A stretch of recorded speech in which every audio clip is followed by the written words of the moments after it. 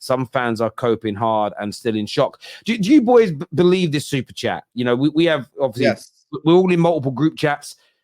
Some Chelsea fans speak like Andre here, that I'm really worried about what's going on. There are others that are sort of absolutely married to the idea that everything is going to be okay no matter what. Do you think that's cope?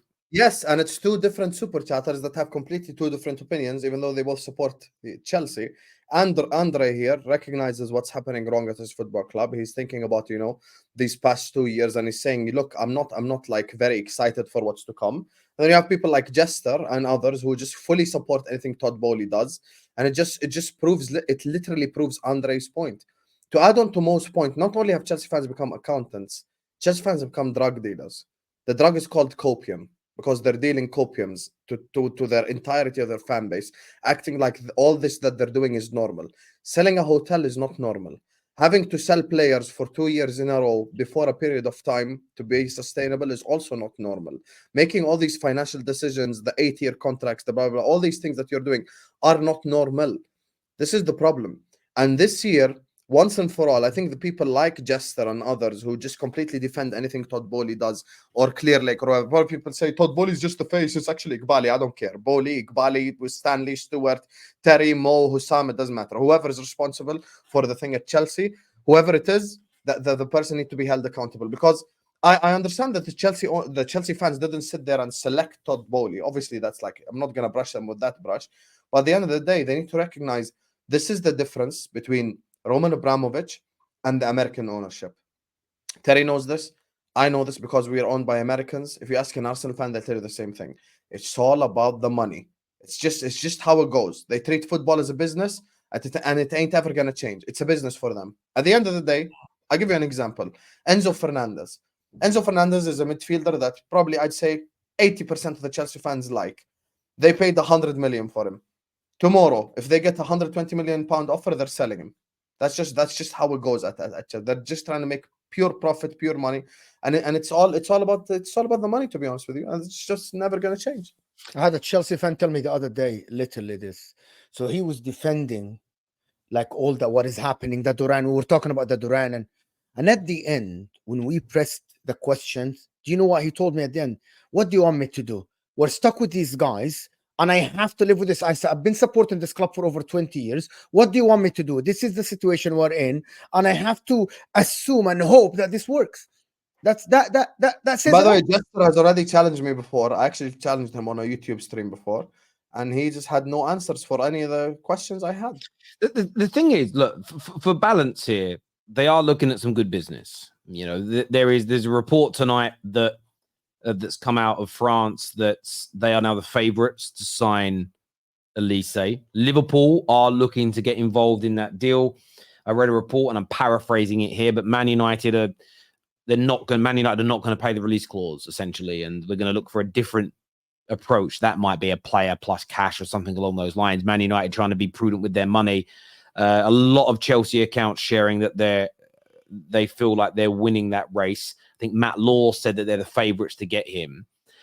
They've signed Tosin. They're two really good pieces of business. They add that into their team.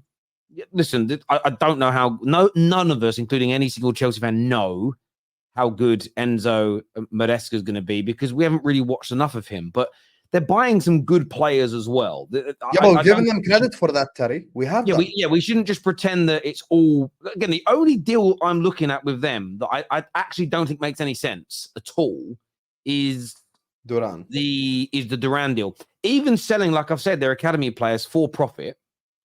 I'm sort of again. It all depends on who you are as a Chelsea fan. There are some that rate Chalobah. There's some that definitely rate Conor Gallagher. So I suppose it all depends on your disposition. If you think you've got like the likes of Don. I'd love to get Don's opinion on this. Don rates Ian Maatsen very, very highly. So what do you make of them selling him purely for profit? That's where it becomes an interesting conversation. Because if I rate, who do I rate? Mainu at Man United. I rate that kid. I think he's absolutely amazing. I've heard Chelsea fans talk about Maatsen being a top-class talent. If we decided this summer to sell Mainu for £80 million because it was profit, I would be absolutely fuming. If we were to sell Scott McTominay for 30, 40 million for profit, I wouldn't be, because I don't necessarily think he's good enough. And that's what I'm intrigued to understand from Chelsea fans. Do you think you're selling the right people? Do you think overall you're buying the right players and the right profiles? I think it's a little bit, it's so hard to gauge because Chelsea fans are all in very different stages of this. You've got people like Johnny Minerals. You've got people like CB, people like Matty who come on that are fuming. And then you get others like Jester who are absolutely fine. You've got the sort of Ches thinks it's going to work out. So I'm a little bit confused because there's a real divide within Chelsea, if that makes sense. No, but the problem is, Terry, the issue that I have, and Mo mentioned it when he first started speaking, the issue I have is the mixed messages. Let's say you're doing this stream with a Chelsea and an Arsenal fan. The Chelsea fan would spend 45 minutes mocking Arsenal for not winning trophies, for not being successful. He'll tell you how Chelsea is a club about success and winning and all that type of stuff. For the second summer running, you've had to sell players, you've got to sell hotels, and you're still buying potential for like literally their third summer in a row. It's potential. Now, here's the thing. We don't give mixed messages. I mean, me and Mo and yourself, Terry, as well, we've been very objective about this Chelsea thing. At the end of the day, I get asked my opinions on certain signings, and we just say it as it is. When the Tosin signing happened, I spent half an hour complimenting Chelsea on how they've learned from their mistakes. If the Olise thing happens, I think it's absolutely fantastic signing, and we'll get to that in a bit. But I'm not going to sit up here and just twerk for Chelsea, and anything they do is good. And I don't have that energy for my own club or for any other club. I mean, Terry asked me, "Do you think Zubimendi would be a good signing for Arsenal?" I said no. So like, I'm not here to just say yes to everything another club does or my own club. I formulate my own opinion. Nicholas Jackson is the understudy. John Duran is also an understudy. You're buying an understudy to an understudy. That's the problem when we come here and we have these conversations. What's John Duran's highlight? He scored twice against Liverpool. Wow. Well, knight him, sign him, Chelsea. Chelsea have become a mockery. There's a big account on Twitter with like 2.4 million followers who tweeted that Chelsea are going to sign own goal because own goal is the highest goal scorer in the Euros. Your football club has went from the football club that everyone wants to be like, the football club that keeps winning year in, year out, to the mockery of the football fans. And it's for good reason, because of decisions like these. So, the problem is Chelsea fans just speak out both sides of their mouth. Poch out because he never gave Maatsen a chance.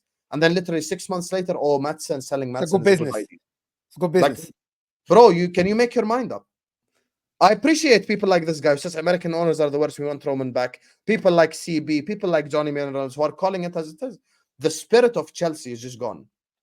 And then you see, how I won the debate? Look at Jester's last comment. Ossam's still salty about Caicedo. Imagine that's his response. I've given so much objective reasoning to why I think Chelsea are on the shits. For the last 4 minutes I've been speaking, and his response is, you're salty about Caicedo. Wow, you're fully there. You've debunked my logic. But if Chelsea get Olise, and to be honest, if you get Olise, I'm actually gonna be excited about seeing what Chelsea can do next season. To be honest, I'm being very honest. If they get Olise over the line, and they get like and all three of us have been honest about that, Mo. I will absolutely be excited about this. I'll be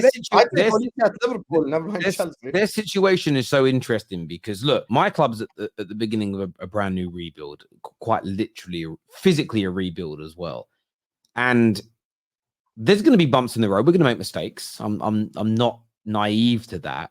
I'm not going to be one of these Man United fans after one thing they get wrong. Or that signing didn't work, or probably should have sacked him sooner, or I wish you'd have done this. I'm not going to, right, that's it. No more faith in them. I also don't like this notion of like respect and trust is earned. Yes, to a certain degree, but you don't start all your relationships off like that.